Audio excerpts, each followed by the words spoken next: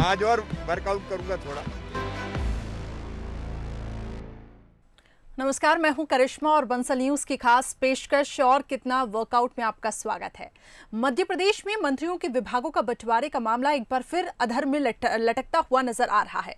2 दिन के दिल्ली दौरे के बाद सीएम शिवराज सिंह चौहान भोपाल पहुंचे और विभाग बंटवारे को लेकर कहा कि वो इस मसले पर और ज्यादा वर्कआउट करेंगे। माना जा रहा है कि उन मंत्रियों के विभागों को लेकर मंथन हो सकता है जो कांग्रेस छोड़कर बीजेपी में आए। उसमें देखिए एंदल सिंह कंसाना, बिसाहुलाल सिंह और हरदीप सिंह डंग है।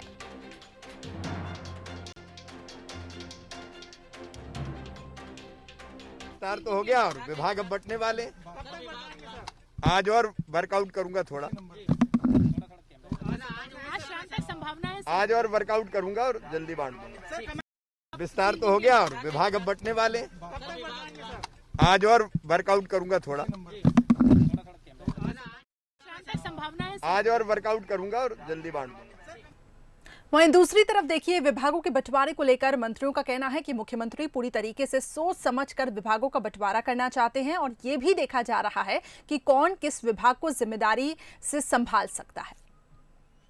स्वाभाविक है, मुझे लगता है कि हर व्यक्ति की रुचि होती है, हर व्यक्ति का स्वभाव होता है, हर व्यक्ति का अध्ययन होता है, चिंतन होता है, मनन होता है। तो मुझे लगता है कि माननीय मुख्यमंत्री शिवराज सिंह चौहान साहब ये 14 साल के मुख्यमंत्री हैं। इस मध्य प्रदेश की आज़ादी के बाद सबसे लंबे समय वाले सेवा करने वाले मध्य प्रदेश मुख्यमंत्री, इसलिए सबसे संवाद करके रुचि स्वभाव के अनुसार लोगों का अध्ययन करके, क्योंकि अगर रुचि स्वभाव का डिपार्टमेंट मिल गया तो तेज़ गति से 300 ज़्यादा गति से ज़्यादा बढ़ के करेंगे। तो इसमें भी 2 दिन हुए, जल्दी क्या है, लोगों से बात करेंगे, संवाद करेंगे और मुख्यमंत्री महोदय का, भारतीय जनता पार्टी का लीडर से बातचीत करके मुझे लगता निर्णय करेंगे। कोई दिक्कत नहीं। हम लोग जो है ना, सूचना के आगे बंद करते हैं। हम सूचना के इंतजार में होते हैं। हम स्वयं कभी नहीं सोचते कि मुझे क्या मिलेगा, मंत्री बनेंगे नहीं बनेंगे, टिकट मिलेगा कि नहीं मिलेगा। संगठन की कृपा से, संगठन के आदेश के पालन करने वाले लोग हैं हम सब लोग। जो आदेश होगा, इसलिए हम ना कभी डिमांड करते हैं, ना कभी निवेदन करते हैं। मुझे लगता है सीएम साहब ने खुद नहीं बोला है, तो लोग चिंतन मंथन करके, मुझे लगता है जल्दी करके, क्योंकि सबसे बात करना सबका स्वभाव के अनुसार मिलना चाहिए। अब किसी का एजुकेशन में इंटरेस्ट है, अब उसको ऊर्जा दिया तो ऊर्जा के इंटरेस्ट को ऊर्जा मिल जाए, एजुकेशन वाला जिसको अध्ययन चिंतन है वो मिल जाए, किसी को कोऑपरेटिव का बहुत जानकार है तो उनको वो मिल जाए। तो ऐसे करके मुझे लगता है कि माननीय मुख्यमंत्री महोदय सबके बारे में चिंतन करके, क्योंकि उनको काम लेना सबसे, तो चिंतन मंथन करके, संवाद करके, मुझे लगता है कि सीएम साहब ने कहा है वो निर्णय भी करेंगे। चलिए, तो आखिर ये पेंच क्यों फंसा हुआ है, इसको लेकर आज हम चर्चा करेंगे। इस वक्त हमारे साथ बंसल न्यूज है शरद द्विवेदी जी जुड़े हैं, साथ ही बीजेपी नेता पंकज चतुर्वेदी जी भी हमारे साथ गेस्ट स्टूडियो में हैं। कांग्रेस प्रवक्ता योगेश यादव जी भी हमारे साथ जुड़ेंगे। तो हम इस पूरे मुद्दे पर चर्चा करेंगे। जिस तरीके से बीजेपी का ये कहना है कि मुख्यमंत्री सोच समझ कर, हमने अभी सुना कैबिनेट मंत्री अरविंद भदौरिया को, उन्होंने कहा कि सोच समझ कर, विचार विमर्श कर मुख्यमंत्री विभागों का बंटवारा जो कर रहे हैं। हालांकि आलाकमान के साथ भी चर्चा हुई है। जो उससे पहले ये देखिए कि पूर्व मुख्यमंत्री कमलनाथ ने आखिर क्या कहा है, इसके बाद हम चर्चा पर वापस लौटेंगे। सौदा हो रहा है, सौदा से गवर्नमेंट बनी, सौदे से मंत्रिमंडल बना, सौदे से विभाग बांटे जाएंगे। ये प्रदेश का हाल है। प्रदेश की जनता इसकी गवाह है और मुझे पूरा विश्वास है कि अपने प्रदेश की बोली बारी अलग समाज की जनता इन्हें जवाब देगी। चलिए, अब बढ़ते हैं आगे। शरद जी, सबसे पहले मैं आपके पास आना चाहूंगी, समझना चाहूंगी आखिर इतना पेंच क्यों फंस रहा है, क्योंकि निश्चित तौर पर मंत्रिमंडल का विस्तार हुआ, उसमें भी हमने देखा कि सिंधिया समर्थक गुट के जो थे उनको तवज्जो ज़्यादा दी गई। तो यही अब अनुमान लगाया जा रहा है कि हम देख सकते हैं कि विभागों के बंटवारे में भी उनको तवज्जो दी जाए। हालांकि ये अब पार्टी का आंतरिक मामला है, लेकिन आप इसको किस तरीके से देख रहे हैं, क्यों इतना विचार विमर्श किया जा रहा है? देखिए करिश्मा, बहुत साफ है बात। कांग्रेस में जो सारी उलझन पैदा हुई उनके 14-15 महीने के कार्यकाल में, वो उलझन इसलिए पैदा हुई कि बहुत सारे ऐसे दावेदार थे जो अनएड्रेस्ड थे, जो कैबिनेट में आना चाहते थे लेकिन वो नहीं आ पाए। फिर सबसे बड़े नेता जो कांग्रेस के युवा नेता ज्योतिरादित्य सिंधिया जी की हम बात करें, जो उस समय के कांग्रेस के नेता और बड़े दिग्गज नेता होते थे, उनसे जुड़ी भी कुछ ना कुछ चुनौतियां और कुछ ना कुछ कठिनाइयां लगातार निरंतर बनी रही, जिनको लेकर ये दावा निरंतर सामने आता रहा कि वो अनएड्रेस्ड हैं। उनका समाधान, उनका समायोजन, एडजस्टमेंट नहीं किया जा रहा है।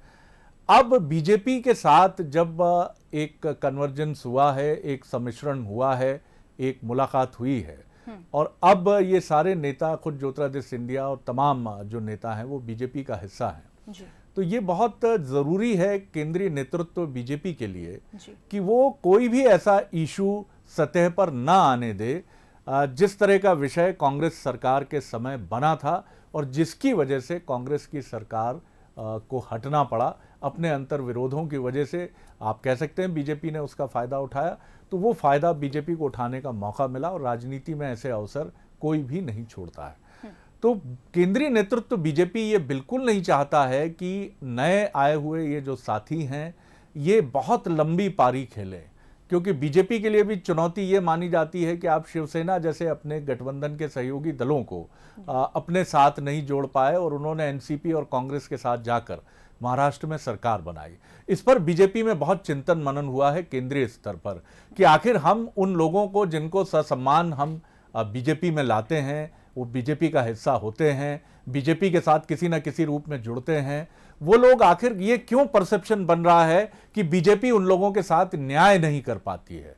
तो ये केंद्रीय नेतृत्व की मंशा है, इसलिए अभी ही नहीं बल्कि इस पूरी सरकार के कार्यकाल में आप ये विषय बार बार देखेंगे।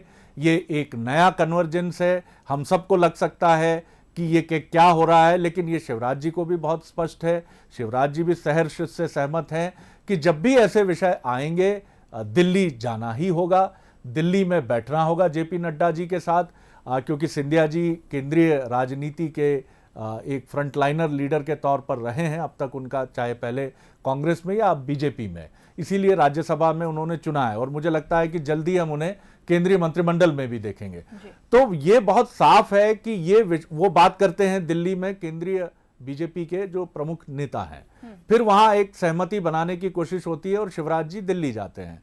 तो ये विषय कोई पेंच में या बहुत जटिलता में नहीं उलझता है, सिर्फ एक कॉशस जब आप बरतते हैं कि कोई गड़बड़ ना हो, कि कोई ऐसा ना हो कि कोई अनहर्ड हो जाए, कोई छूट जाए, कोई पीछे चला जाए, किसी की नाराजगी हो जाए। बीजेपी ये बिल्कुल नहीं चाहती है, कतई नहीं चाहेगी, ये उपचुनाव तक ही नहीं बल्कि आगे भी मुझे लगता है। करिश्मा जी, पंकज जी आपका रिएक्शन में चाहूंगी, जिस तरीके से शरद जी ने तमाम पॉइंट्स पे डिस्कस किया कि इसको हम पेंट से नहीं जोड़ सकते हैं, इससे हम ये कह सकते हैं कि बहुत विचार विमर्श कर धीरे धीरे बीजेपी अब आगे इस पे बढ़ रही है। देखिए करिश्मा, मैं बहुत स्पष्ट तौर पर बोलूंगा कि ना कोई खींच है ना तान है, सिर्फ मध्य प्रदेश के 7.5 करोड़ लोगों के विकास का प्लान है जी। और उसी उद्देश्य के साथ इस नई सरकार का गठन हुआ है माननीय मुख्यमंत्री शिवराज जी के नेतृत्व में, और किस प्रकार किन परिस्थितियों में नई सरकार बनी वो हम सबको विदित है। और इस नई प्रक्रिया में, नई सरकार में कहीं भी किसी प्रकार की ना तो असमंजस है ना कोई बाधा है, पूर्ण रूप से सामंजस्य है। और ये विशुद्ध रूप से मुख्यमंत्री जी का अधिकार होता है कि कौन मंत्रिमंडल का भाग होगा, मंत्रिमंडल का भाग होने के बाद उनको क्या दायित्व दिया जाएगा और कब दिया जाएगा। तो मुझे नहीं लगता कि कहीं कोई विलंब जैसा विषय है, लेकिन ये सामान्य प्रक्रिया है कि राजनीति में विशेषकर इस प्रकार की राजनीतिक घटनाओं का विश्लेषण सतत रूप से प्रारंभ हो जाता है। क्योंकि जब तक मंत्रिमंडल नहीं बना था तो ये था कि शिवराज जी अकेले काम कर रहे हैं, फिर 5 मंत्री बने, फिर बाकी क्यों नहीं, बाकी बने तो विभाग की प्रक्रिया। तो ये विश्लेषण का विषय जरूर हो सकते हैं और वो एक स्वस्थ समाज में होना भी चाहिए, उन पर संवाद होना चाहिए, क्योंकि लोकतंत्र में लोगों को अधिकार है जानने का कि कब क्या कैसे होगा।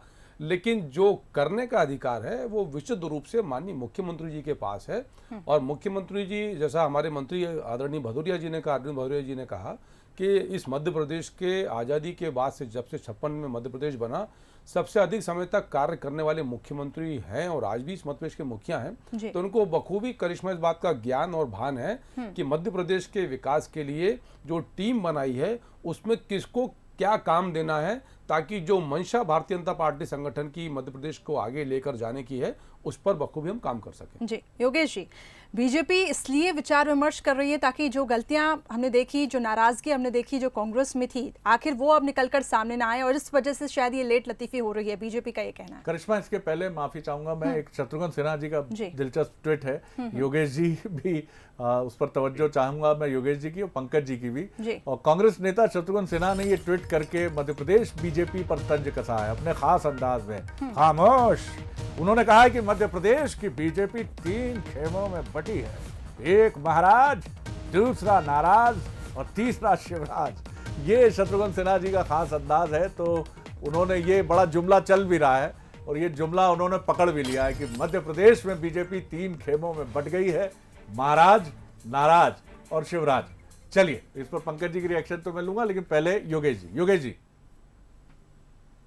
जी देखिए शरद जी, जो आपने बात कही वो निर्विवाद सत्य है, लेकिन उस निर्विवाद सत्य के बाद भी एक विवादास्पद सत्य भी मैं आपके सामने प्रस्तुत कर रहा हूं। आपने शत्रुघ्न सिन्हा जी के अभी 3 खेमों में बटी हुई भारतीय जनता पार्टी का उल्लेख किया। मेरा मत ये है कि 3 खेमे कम हो गए। भारतीय जनता पार्टी की खेमेबाजी और जो अलग अलग जो बटी है उसकी संख्या ज्यादा हो गई।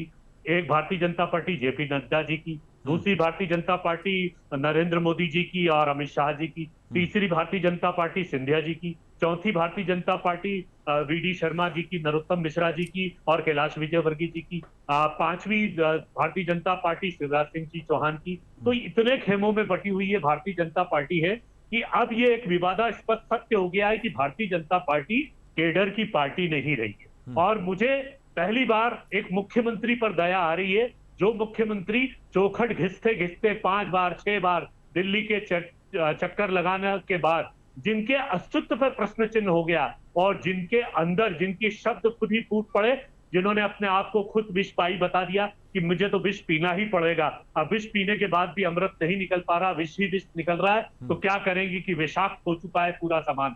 अब आप बताइए, ऐसे बेचारगी भरे मुख्यमंत्री जो बेबस है, लाचार है, अजब है मध्य प्रदेश, गजब है मध्य प्रदेश। 1-1.5 महीने के बाद मंत्रिमंडल का गठन होता है, वो भी बेमेल गठन होता है, जिसका कोई वो नहीं है, क्षेत्रीय संतुलन नहीं है, जातिगत संतुलन नहीं है, प्रतिभावान लोगों को उपेक्षित किया गया।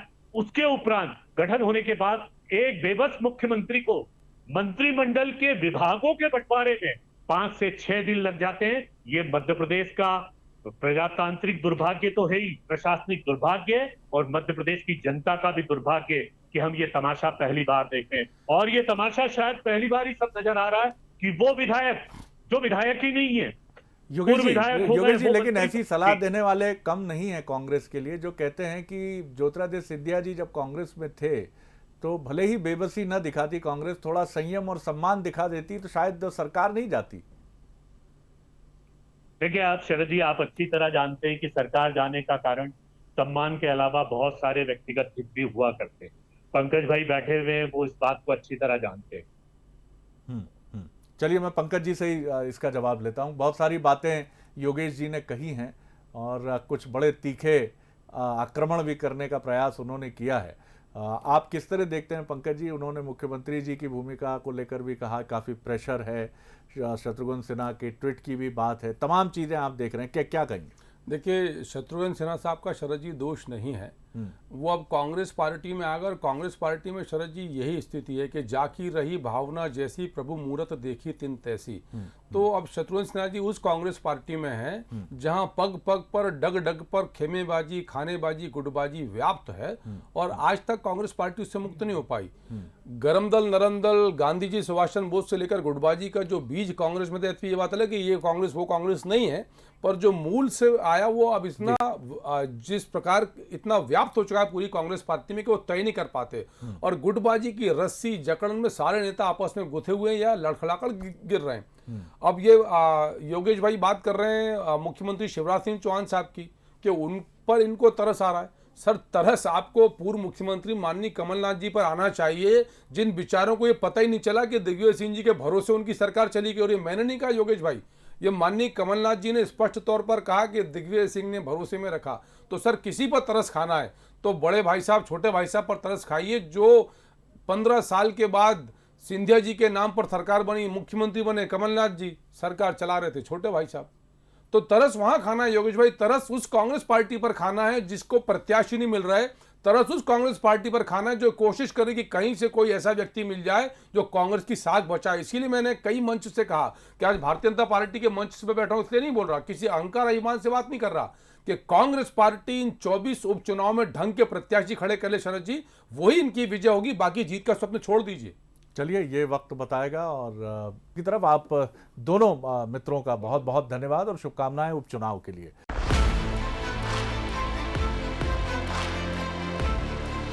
आज और वर्कआउट करूंगा थोड़ा।